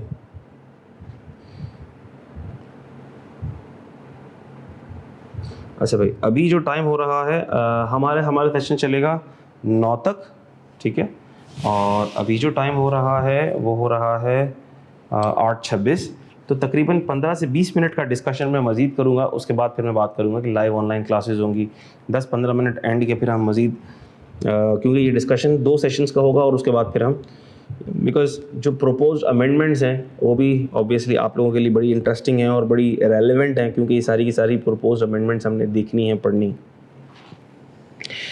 डेट टू जीडीपी रेशो, देखो भाई ये भी बड़ा अलार्मिंग है, आपके सामने है डेट टू जीडीपी रेशो, कि हमारा डेट कितना और हमारा जीडीपी कितना है, और डेट टू जीडीपी का रेशो। और आप ये देख सकते हैं कि ये हर दफ़ा बढ़ रहा है। लोन के विशियस साइकिल के अंदर, डेट के विशियस साइकिल के अंदर हम लोग फंसते जा रहे हैं, तो फिर सूद की पेमेंट ज़्यादा होंगी ही ना मेरे बच्चों। अच्छा, फिर देखो ज़रा मॉनेटरी पॉलिसी एनालिसिस। अच्छा, अब देखो होता क्या है, होता ये है कि अब जब आपको इंपोर्ट को कर्व करना है तो आपको डिमांड कम करना पड़ेगी। भाई डिमांड आप कम करोगे, वरना अगर आपने डिमांड बढ़ा दी तो लोगों की डिमांड बढ़ेगी, तो गाड़ियों की डिमांड ही बढ़ रही है, तो भाई खाने पीने की डिमांड ही बढ़ रही है, जो चीज़ें बाहर से आ रही हैं, डिमांड बढ़ेगी तो आपको ज़्यादा डॉलर चाहिए, ज़्यादा डॉलर आपके पास है नहीं, तो अब क्या करें, डिमांड को कम करना पड़ेगा। लोगों के पास मनी इनफ्लो को आपको कर्टेल करना पड़ेगा, लोगों के पास मनी सप्लाई को आपको रोकना पड़ेगा, ठीक है। क्योंकि जिसके पास पैसा है फिर वो तो बोलेगा ठीक है मंगाओ, फिर मैं दूंगा, जितना दे सकता हूँ दूंगा मैं भाई, ठीक है, कर दो इन्फ्लेशन, ठीक है। तो हमने कहा ऐसा ही होता है। फिर क्या होता है, चीज़ों की प्राइसेस बढ़ जाती हैं। गवर्नमेंट क्या करेगी, गवर्नमेंट ये करेगी, गवर्नमेंट को तो कलेक्शन करनी है, फिर वो सेल टैक्स लगा देगी। फिर क्या होगा, मिसाल के तौर पर डॉलर स्ट्रेंथन हो गया, रुपी मज़ीद कमज़ोर हो गया, फ्यूल महंगा हो गया, चीज़ें महंगी हो गई, ठीक है ना भाई। क्योंकि मैंने आपको बताया करेंसी में भी डिमांड सप्लाई का रूल चलता है। जब पीकेआर वीकन हो गया, डॉलर स्ट्रेंथन हो गया, तो अब जो भी चीज़ें इंपोर्टेड हैं वो सब महंगी हो गई। उसमें नेसेसिटीज़ भी आ गई, like petrol, like fuel, necessities भी आ गई, जिसका इम्पैक्ट हर चीज़ पे पड़ता है। महंगाई बढ़ गई ना, तो महंगाई बढ़ गई, तो आप देख सकते हैं कि देख रहे हैं ये इन्फ्लेशन बढ़ रही है। और अभी ये देखो ज़रा 2023 की जो एक्सपेक्टेड फिगर है पाकिस्तान इकोनॉमिक सर्वे में, ठीक है। तो सर अब ये इन्फ्लेशन अगर बढ़ रही है, तो अब बढ़ती इन्फ्लेशन में मॉनेटरी पॉलिसी क्या होती है स्टेट बैंक की, कि इन्फ्लेशन अगर बढ़ रही है तो मनी सप्लाई को अब आपको कम करना पड़ेगा। मनी सप्लाई कम कैसे होगी, इंटरेस्ट रेट बढ़ा दो ताकि लोग पैसा बैंक में डिपॉजिट कराएं। मनी सप्लाई कम हो गई, मार्केट से मनी सप्लाई कम हो गई, अब हो सकता है इन्फ्लेशन पर काबू हो, ठीक है, डिमांड कर्व हो, इंपोर्ट्स कर्व हो। Are you getting this? तो ये पूरा साइकिल है, इकोनॉमिक साइकिल है ये, माशाल्लाह आप लोग इकोनॉमिक्स में पढ़ते हैं। बस ये थोड़ा सा उसका एक रिकैप और रिवीजन है। Fiscal analysis, fiscal policy analysis, tax revenue versus fiscal deficit as a percentage of GDP. तो ये तो हमने देखा, फिस्कल डेफिसिट तो हमने देखा। फिस्कल डेफिसिट का मतलब क्या है कि भाई ये डेफिसिट है as a percentage of GDP, इतना तो डेफिसिट है। तो डेफिसिट को फिर क्या करना पड़ेगा, डेफिसिट फाइनेंसिंग करना पड़ेगी, उस डेफिसिट को मीट करने के लिए लोन लेना पड़ेगा। अच्छा, ये भी बड़ा इंटरेस्टिंग मेजर है ये वाला टैक्स टू जीडीपी, कि हमारी जीडीपी, हमारी इकोनॉमी तो इतनी बड़ी है, अब उस इकोनॉमी के हिसाब से sir what should be the ideal tax collection percentage. हमने कहा सबसे आइडियल से पहले देखते हैं what are actual tax collection percentages. हमने कहा 8.7, 9, 9.4 dot dot dot dot dot dot, अभी हम 9.6 पर शायद 2023 को क्लोज करें। Sir what is the ideal percentage tax to GDP? तो इकोनॉमिस्ट्स कहते हैं कि ये ideal percentage is 15%, we should be eight 15%। तो देखो यहाँ पर कितना बड़ा गैप है, ठीक है। और जब तक हम इस 15% पर नहीं आएंगे, टैक्सेस को मजीद कलेक्ट नहीं करेंगे, हमारा कुछ नहीं होने वाला, हम परेशान ही रहने वाले।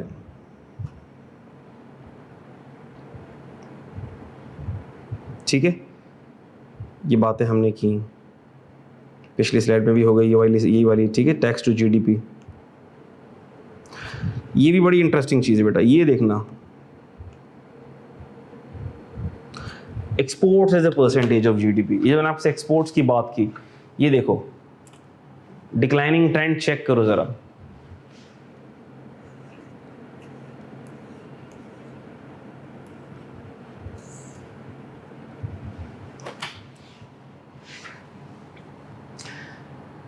ये है exports as a percentage of GDP, 13, 13, 12, 11, 10, 10.5 और अब हम खड़े हैं 8 पे।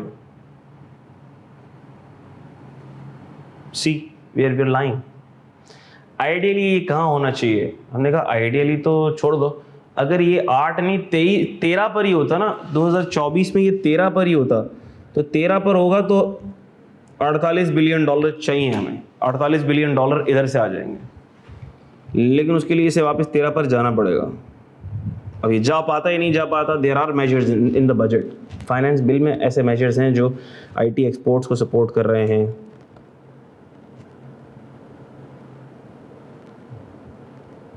हाँ, तो GDP increasing at higher rate than exports, तो एक्सपोर्ट्स बढ़े नहीं चाहिए ना, एक्सपोर्ट फैसिलिटेशन होनी चाहिए ना भाई। Are you getting this? और हमारी इकोनॉमी को मैन्युफैक्चरिंग की तरफ रिजॉर्ट करना पड़ेगा, लोकल प्रोडक्शन की तरफ रिजॉर्ट करना पड़ेगा, क्योंकि देखो भाई needs are unlimited. Are you getting this? और अगर सारी नीड्स आप डॉलर से पूरी करोगे तो फिर ठीक है, कर लेगा अमेरिका कब्जा। खैर,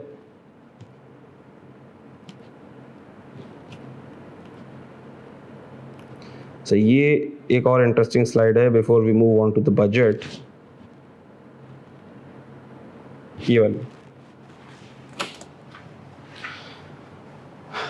ये जो IMF वाला डिलेमा है, sir what is this dilemma, what is this affair, this is very nasty affair. ठीक है भाई, ये जो हम अभी IMF के आगे कशकोल लेके भीख मांग रहे हैं और IMF लिफ्ट नहीं करा रहा है, और IMF के ये पाकिस्तान का 9th रिव्यू, IMF की प्रायोरिटी क्या होगा, IMF की नज़रों से भी गायब है। तो देखो हुआ क्या, जब फॉरेन एक्सचेंज रिजर्व देखो बढ़ते हुए रिजर्व तो कोई मसला नहीं है, ठीक है, लेकिन जब फॉरेन एक्सचेंज रिजर्व्स गिरे हैं और बहुत गिरे हैं, तब हमें IMF की ज़रूरत फील हुई है। और IMF वो इदारा है कि जब IMF आपको लैंड करेगा तो फिर बाकी donor countries, bilateral landings, friendly Nations वो आपको हेल्प करेंगे। अगर IMF दूर तो फिर सब दूर हो जाएंगे, ठीक है। IMF दूर तो मतलब your country is now towards default, ठीक है। अल्लाह ना करे, अल्लाह पाक बचाए, अल्लाह पाक आसानी और हिफाजत फरमाए, नेगेटिव बातों से अल्लाह बचाए। लेकिन ये वो रिव्यू है IMF का जो 2013 वाला रिव्यू था, ये 2019 वाला रिव्यू था, ठीक है। और अभी हम यहाँ खड़े हैं 2023 में in search of a review कि भाई हमें पैसे मिल जाएं, ठीक है। हम इधर IMF के पास फिर जाने के चक्कर में हैं। हमारे रिज़र्व्स आप देख सकते हैं कि $5.5 बिलियन से भी नीचे हैं, ठीक है मेरे बच्चों। तो बात ही सारी फॉरेन एक्सचेंज रिजर्व्स की है, बात ही सारी डॉलर की है।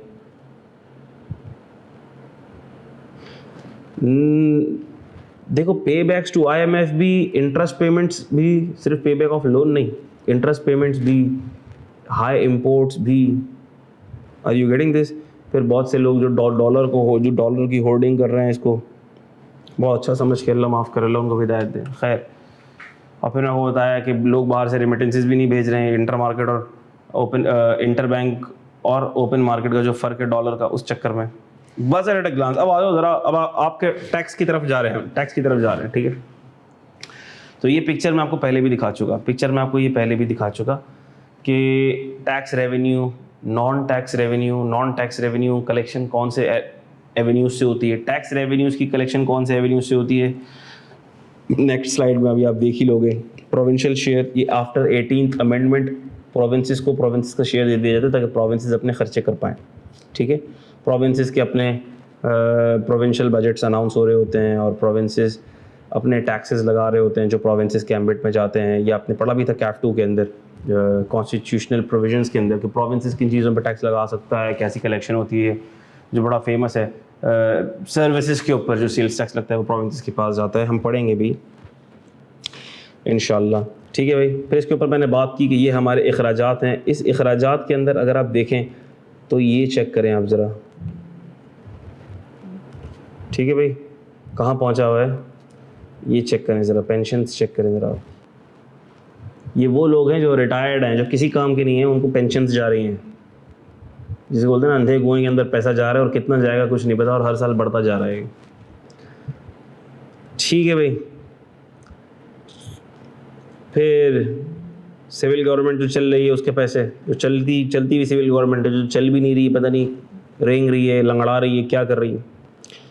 पब्लिक सेक्टर डेवलपमेंट एक्सपेंडिचर, जिसमें फिर बाकी आ जाते हैं सारे, आपका इसमें हेल्थ भी आ जाएगा, इसके अंदर आपका एजुकेशन भी आ जाएगा, ब्ला ब्ला सारे डेवलप और भी चीज़ें आ जाएंगी, आपके जो रोड शोड बन रहे हैं वो भी आ जाएंगे। ठीक है, तो उसके लिए आप देख सकते हैं, और फिर बाकी आपके सामने ही है, मैं क्या इसमें मज़ीद बात करूँ, अल्लाह हम सब पर रहम करे। And this is the eye view of the share of percentage which is being derived, ठीक है, which is being derived from various avenues। कि हमने जो देखा था ना, देखो इसको यहाँ से मैच करो ज़रा,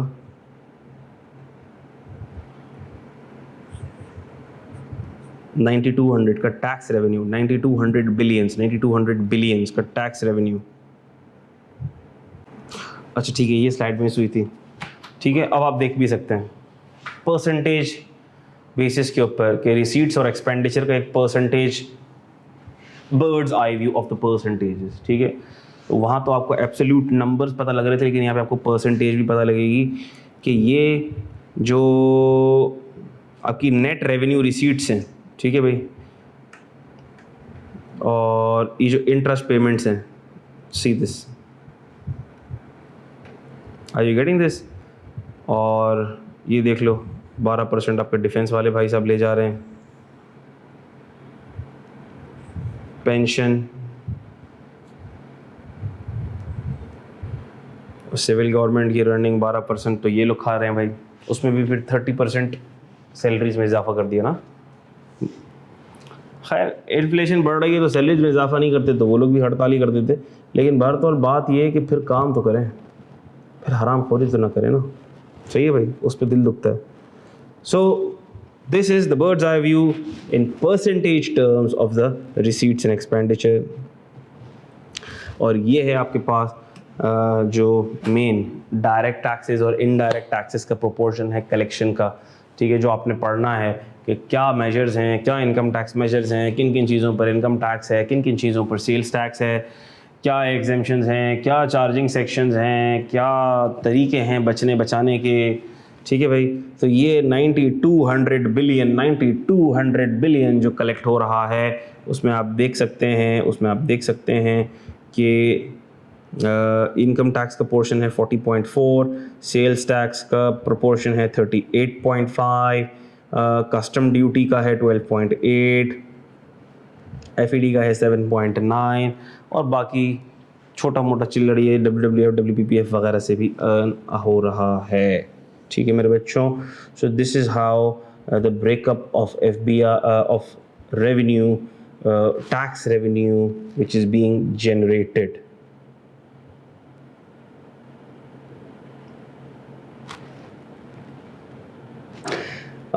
देखो टारगेट प्रैक्टिकल है कि नहीं है। इसहाक डार साहब आए थे पोस्ट बजट कॉन्फ्रेंस में और उनसे यही बातें की गई कि भैया ये प्रैक्टिकली अचीव होगा, पुराना वाला भी अचीव नहीं हुआ था भारत। और इसके अंदर अब आप देखेंगे जब हम बजटरी मेजर्स पर बात करेंगे ना, तो कुछ बड़े ऑब्वियस मेजर्स बजट में लिए गए हैं कि जिनसे टैक्स कलेक्शन ठक करके बढ़ जाएगी। सही है, जैसे एडवांस टैक्सेस बढ़ा दिए, विदहोल्डिंग टैक्सेस बढ़ा दिए। जब विदहोल्डिंग टैक्सेस आपने बढ़ा दिए हैं तो अब ऑब्वियस सी बात है कि टकाटक, ठीक है, गवर्नमेंट ट्रेजरी के अंदर पैसा जो है वो इंक्रीज़ हो जाएगा, जो गिरेगा। सही है। अच्छा, उसके अलावा जो इन्फ्लेशन बढ़ी है, अब इन्फ्लेशनरी इम्पैक्ट तो हर जगह पर आया है, वो अर्निंग लेवल्स में भी आया है। ठीक है, तो उस अर्निंग लेवल्स की वजह से भी टैक्स के इम्पैक्ट्स बढ़ेंगे। ठीक है ना, बैंक प्रॉफिट बढ़ गए हैं, बैंक प्रॉफिट से जो टैक्स की कलेक्शन हो रही है वो ऑटोमेटिकली बढ़ गई है। तो ये सारी की सारी चीज़ें हैं। ठीक है, इम्प्रैक्टिकलिटी है टारगेट का मीट करना, इतने टैक्स टारगेट का मीट करना।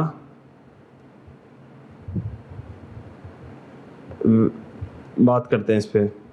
अच्छा, टारगेट को मीट करना ठीक है मुश्किल होगा, लेकिन this is not very unrealistic, ठीक है। Keeping in view the indicators, the current indicators, और अगर हमारे FBR वाले भाई साहब, टैक्स वाले भाई साहब ईमानदारी से काम करने पर आ जाएं और वाकई में उस तबके को पकड़ने पर आ जाएं जो टैक्स चोरी कर रहा है, तो कोई मुश्किल नहीं है।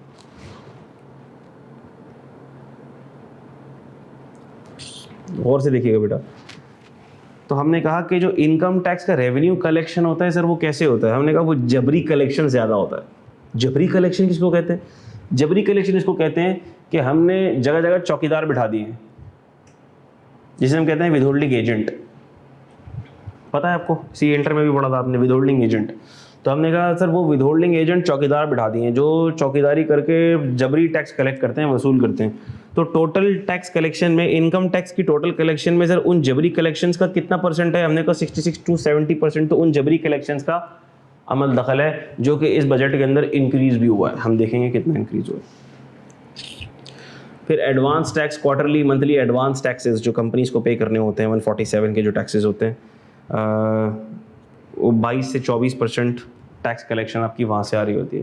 And rest via assessment and return, और दिल की खुशी के साथ, खुद की खुशी के साथ जो लोग टैक्स पे कर रहे होते हैं, वो है hardly 7 to 10% of total direct taxes, ठीक है। मेजर विदहोल्डिंग के हेड्स कौन कौन से हैं? कॉन्ट्रैक्ट से विदहोल्डिंग हो रही होती है, इंपोर्ट्स पर हो रही होती है, बैंक प्रॉफिट्स पर, सैलरीज पर, यूटिलिटीज एक्सपेंसेस, एक्सपोर्ट्स पर, डिविडेंड्स पर। सेल्स टैक्स के मेजर हेड्स कौन कौन से हैं? सेल्स टैक्स इंपोर्ट्स पर, पेट्रोलियम प्रोडक्ट्स पर। आप देख ही सकते हैं जब भी गवर्नमेंट को कलेक्शन करनी होती है, सबसे ज़्यादा सॉफ्ट टारगेट कौन सा है? Petroleum products. फ्यूल के ऊपर सेल्स टैक्स लगा दिया, ठक बढ़ गया, पेट्रोलियम प्राइसेस बढ़ गए, इससे महंगाई भी आती है। इनडायरेक्ट टैक्स को हम देखेंगे, जब इसका इंट्रोडक्शन देखेंगे हम नेक्स्ट सेशन में इंशाल्लाह, तो हम देखेंगे कि इनडायरेक्ट टैक्स से महंगाई का तूफान भी आता है, ठीक है भाई। यूटिलिटीज़ के ऊपर सेल्स टैक्स की collection, sugar, textile, cement, tobacco वगैरह वगैरह, ठीक है। तो ये वो चीज़ें हैं जहाँ से कलेक्शंस हो रही हैं। अच्छा, गवर्नमेंट ने किन चीज़ों को टारगेट किया है, गवर्नमेंट ने किन चीज़ों को टारगेट किया है, ये मैं आपसे डिस्कस करूँगा इंशाल्लाह ताला नेक्स्ट सेशन में, कि फेडरल बजट्स में क्या क्या चीज़ें प्रपोज हुई हैं। और ये बहुत इंटरेस्टिंग चीज़ें हैं और ये इंशाल्लाह आपको समझ भी आएंगी। भले ही अभी आपने टैक्स की डिस्कशन स्टार्ट नहीं करी है, टैक्स पढ़ना स्टार्ट नहीं किया है, लेकिन उसके बावजूद भी आपको समझ आना शुरू हो जाएंगी इंशाल्लाह ताला। ये हमारा वादा है आपसे इंशाल्लाह, ठीक है। हाँ जी बेटा, कॉन्ट्रैक्ट पे भी विदहोल्डिंग है, ठीक है। एग्जीक्यूशन ऑफ कॉन्ट्रैक्ट्स पे भी विदहोल्डिंग है, बिल्कुल विदहोल्डिंग है, क्यों नहीं है, बात करेंगे इस पर। अच्छा भाई, तो हैविंग सेड दैट, यहाँ तक की कार्रवाई के बाद, यहाँ तक की डिस्कशन के बाद, अब मैं कुछ मज़ीद बातें करता हूँ, आ जाता हूँ मैं CFAP 5 पर। अब नेक्स्ट सेशन में हम डिस्कस करेंगे डायरेक्ट टैक्सेस, इनडायरेक्ट टैक्सेस, उसमें क्या क्या चेंजेस हैं, उसके ऊपर हम बात करेंगे कि क्या मेजर्स हैं। अच्छा, मैं आपको ब्रीफ ओवरव्यू दे दूँ, ठीक है। हम बात करेंगे प्रोपोज्ड अमेंडमेंट्स की। प्रोपोज्ड अमेंडमेंट्स के अंदर हमने उसको थोड़ा सा ज़रा अल्लाह भला करे ब्रेक डाउन कर दिया आपको समझाने के लिए कि कौन सी ऐसी चीज़ें हैं जो, जी बेटा, नोट्स जैसे जैसे मैं पढ़ाता जाऊंगा वैसे वैसे मैं आपसे शेयर करता चले जाऊंगा, ठीक है। पोर्टल पे, ग्रुप में, टेंशन नहीं लेनी उसकी आपने, क्योंकि चेंजेस हुई हैं, चीज़ों को थोड़ा सा ज़रा फ्रेश पर्सपेक्टिव से दोबारा से रिकॉर्ड करके नए फाइनेंस एक्ट के हिसाब से चीज़ों को मैं डिलीवर करूँगा इंशाल्लाह ताला। तो आपने टेंशन नहीं लेनी, you will get all the material. अच्छा भाई, और पोर्टल पर, ग्रुप पर मैं इसको रखवा दूँगा। अच्छा भाई, तो ये जो प्रोपोज्ड अमेंडमेंट्स हैं, देखो उनके 4 ब्रॉड पर्सपेक्टिव हैं। एक तो ये कि भाई मैक्सिमाइज़ करना रेवेन्यू को शॉर्ट टर्म में, क्योंकि IMF के टारगेट अचीव करने। फिर कुछ रिलीफ दिया है बैंकिंग को, रियल एस्टेट को, कंस्ट्रक्शन को, हाउसिंग को, IT सेक्टर को, वो देखते हैं वो क्या प्रोविजंस होंगे। फिर कुछ पॉलिसी अमेंडमेंट्स की हैं नॉन रेजिडेंट्स को रिलीफ देने के लिए, कुछ मिनिमम टैक्सेस के अंदर चेंजेस आई हैं, ठीक है भाई। उसकी कुछ क्लैरिफिकेशन आई है, वो क्या है उसके ऊपर भी बात करेंगे हम। और कुछ एडमिनिस्ट्रेटिव या प्रोसीजरल रिक्वायरमेंट्स हैं, उसको भी ईज़ अप किया है, उसकी भी हम बात करेंगे, ठीक है। तो इनको मैंने 4 ब्रॉड कैटेगरीज में डायरेक्ट टैक्सेस को तोड़ दिया है, ये मेजर्स हैं। और फिर हम एक एक मेजर के ऊपर बहुत डिटेल में डिस्कशन नहीं करेंगे, सिर्फ इतनी डिस्कशन करेंगे कि अगर आपसे कोई पूछे कि भैया बजट में तुम्हें समझ क्या आया और कुछ तुम्हारे पल्ले पड़ा भी कि नहीं, तो आप कहें नहीं भाई बजट में ये चीज़ें आई हैं और ये बातें हमें पता हैं, ठीक है, आर यू गेटिंग दिस। और ये बताने का मकसद ये भी है ताकि आपको ये पता लगे कि this is how the economy is running, these are the hot topics, these are the hot issues. और ये वो चेंजेस हैं जो आपको जहन में भी रखनी है, क्योंकि ये एग्जाम पर्सपेक्टिव से बड़ी इंपॉर्टेंट होती है। हम इसको पढ़ेंगे डिटेल में तो जाहिर सी बात है कोर्स के साथ पढ़ेंगे, लेकिन ये आपके दिमाग में आज से हो कि ये चेंजेस हैं जो हमें पढ़नी है, ज़्यादा हैं, कम हैं, अच्छी हैं, बुरी हैं, this is what it is. Finance act आएगा तभी इन चेंजेस पर स्टैंप लगेगी, मोहर लगेगी। अभी ये बिल है, फाइनेंस बिल प्रपोज हुआ है, और बिल प्रपोज होने का मतलब ये होता है कि this is not an act at the moment, ये भी लॉ का पार्ट नहीं बना है, बन जाएगा। अप्रूवल पार्लियामेंट इसको अप्रूव करेगा, पास करेगा, फाइनेंस एक्ट पास हो जाएगा, नेशनल असेंबली से पास हो जाएगा, ये लॉ का हिस्सा बन जाएगा। Are you getting this? जहाँ तक बात है लेक्चर्स की, तो मेरे बच्चों बात ये है कि लाइव ऑनलाइन लेक्चर्स एक्सपीरियंस मेरा ये रहा है कि लाइव जो है ना वो स्टूडेंट्स भी अटेंड करना स्टूडेंट के लिए भी मुश्किल होता है, ठीक है। लाइव लेक्चर को स्टूडेंट के लिए भी अटेंड करना मुश्किल होता है। स्टूडेंट अपनी कन्वीनियंस के ऊपर ज़्यादातर, अब जो CA फाइनल के जो स्टूडेंट्स हैं, on their convenience, on account of their convenience, they are more inclined towards the recorded sessions, ठीक है, ठीक है। और मेरे लिए भी थोड़ा कन्वीनियंट यही होगा कि मैं अपने कन्वीनियंट टाइम पर चीज़ों को, चूँकि ज़ाहिर सी बात है फाइनेंस में एक्ट में अमेंडमेंट्स आई हैं, पुरानी चीज़ें काफ़ी जगहों पर इररेलेवेंट हो गई हैं, तो जितने भी लेक्चर्स मैंने, ज़ाहिर सी बात है उसको मैंने रीफॉर्म करना है, री रिकॉर्ड करना है, वो मैं अपनी कन्वीनियंस के साथ रिकॉर्ड करके पोर्टल पर आप लोगों के लिए अवेलेबल करता चला जाऊँ, ठीक है मेरे बच्चों। तो the thing is that the recorded lectures will be made available time to time on timely basis, ठीक है। आप लोगों ने कवर करना है, जैसे जैसे लेक्चर्स रिलीज होते चले जाएं वैसे वैसे आप लोगों ने कवर करना है। और इंशाअल्लाह ताला जो आपकी क्यूरीज होंगी उसके लिए मेरा फॉर्म भी है, मैंने पूरा फॉर्म उस पर बनाया हुआ है, उस फॉर्म के ऊपर भी आप क्यूरी अपनी पोस्ट कर सकते हैं, ग्रुप पे पोस्ट कर सकते हैं। हम लाइव सेशंस रख सकते हैं फोर्टनाइटली बेसिस के ऊपर, अगर आपकी कोई क्यूरीज हों उसको हम एड्रेस कर देंगे। बट रेस्ट अश्योर्ड इंशाअल्लाह ताला जब आप देखेंगे, लेक्चर देखेंगे, so you will not feel a big need कि आपको कोई चीज़ समझ नहीं आ रही है या आपके कोई बहुत से सवालात उभर के आ रहे हैं, चूँकि अल्हम्दुलिल्लाह जो लेक्चर्स होंगे आपके सवालात उठने से पहले ही वो आपके सवालात को एड्रेस भी कर रहे होंगे इंशाअल्लाह, ठीक है। सो इंशाअल्लाह will do a lot of practice, इंशाअल्लाह will look at various concepts. Live classes students के लिए अटेंड करना मुश्किल हो जाता है। स्टूडेंट्स अगर कहते भी हैं कि सर ठीक है लाइव क्लासेस रखें और हम अटेंड करेंगे, नहीं कर पा रहे होते अटेंड, ठीक है। और फिर जब स्टूडेंट अटेंड नहीं कर पा रहे होते तो टीचर के लिए भी उसको ट्रैक करना, उसके ऊपर उसको फॉलो करना थोड़ा सा डिफ़िकल्ट हो जाता है, ठीक है मेरे दोस्तों। So you will get the recording, the next lecture you will receive. अभी तो ये जो भी लेक्चर्स होंगे हमारे, जितने भी इनिशियल लेक्चर्स हैं वो तो यूट्यूब के ऊपर भी हमारे जा रहे होंगे, यूट्यूब की प्लेलिस्ट से भी आप एक्सेस कर सकते हैं, ठीक है। और जो व्हाट्सएप ग्रुप है उस व्हाट्सएप ग्रुप का भी ज़रूर पार्ट बन जाएं प्लीज़। वीकली, अच्छा देखो मेरे बच्चों, अगर मिसाल के तौर पर 150 घंटे का कोर्स है, सुनना ज़रा, अगर 150 घंटे का कोर्स है और 150 घंटे हमने आपके साथ लेक्चर्स में पढ़ाने हैं, तो प्लस 150 तुम और कर लो, 300 आवर्स ये तुम्हारी सेल्फ स्टडी है। ये ज़्यादा मैक्सिमम बता दी मैंने,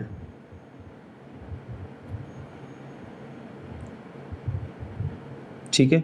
अच्छा, जून 23 वाले लेक्चर्स रेलेवेंट हैं, कहीं नहीं होंगे, चेंजेस ऐसी बात है, फाइनेंस एक्ट आएगा तभी पता लगेगा। तो कोशिश ये करें, जहाँ वो वाले लेक्चर्स आपने देखने होंगे मैं खुद आपको बताऊंगा कि ये लेक्चर्स रेलेवेंट है और ये लेक्चर्स आप देख लें, ठीक हो गई बात। और जहाँ जहाँ चेंजेस होंगी मैं आपको खुद गाइड करूँगा, परेशान नहीं होना इंशाअल्लाह ताला। In the lectures to come I will give you further detailed guideline on it, ठीक है। कॉन्टैक्ट नंबर आपके पास मेरा आ चुका है, जो भी व्हाट्सएप ग्रुप का पार्ट नहीं है, मेरी रिक्वेस्ट ये है, please message me and I will add you to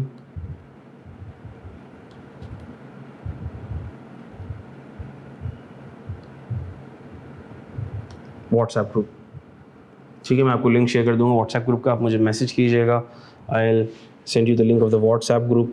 जो इनिशियल लेक्चर्स होंगे सारे हमारे यूट्यूब प्लेलिस्ट पे भी होंगे, और जाहिर सी बात है उसके बाद फिर सारे के सारे पोर्टल के ऊपर आप लोगों को अवेलेबल हो जाएंगे मेरे बच्चों। ठीक है, मैं उम्मीद कर पाया हूँ कि आज की जो बातें हैं वो ऊपर से नहीं गुजरी हैं, अंदर गई हैं।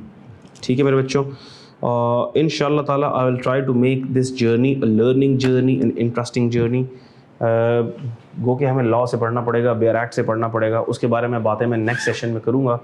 अभी इतनी टेंशन नहीं लेनी, अभी जो मैं बातें समझा रहा हूँ वो दिमाग में बिठानी है, वो बड़ी इंपॉर्टेंट बातें, कैसे पढ़ना है, कैसे चलना है। We are there to guide you, we are there to help you out, we are there to assist you, you don't need to worry, just follow the guidelines and इंशाल्लाह अल्लाह की ज़ात से मुझे उम्मीद है, मेरी कोई औकात नहीं है, मेरी कोई ताकत नहीं है, अल्लाह की ज़ात से मुझे उम्मीद है कि इंशाल्लाह together we'll make things easy and together we'll pass this subject। ठीक है मेरे बच्चों, thank you so very much, may Allah bless you all, take care a lot। मुझे और अपने सारे टीचर्स को दुआओं में बहुत याद रखिएगा, अपना बहुत ख्याल रखिएगा। ये भी इंशाल्लाह ताला पोर्टल पर अवेलेबल हो जाएगा, और आगे के जो सेशंस हैं वो भी इंशाल्लाह ताला यूट्यूब पे भी और पोर्टल पे भी अवेलेबल होना शुरू हो जाएंगे, but just be part of the WhatsApp group. ठीक है, thank you so very much, take care a lot, अल्लाह हाफिज़।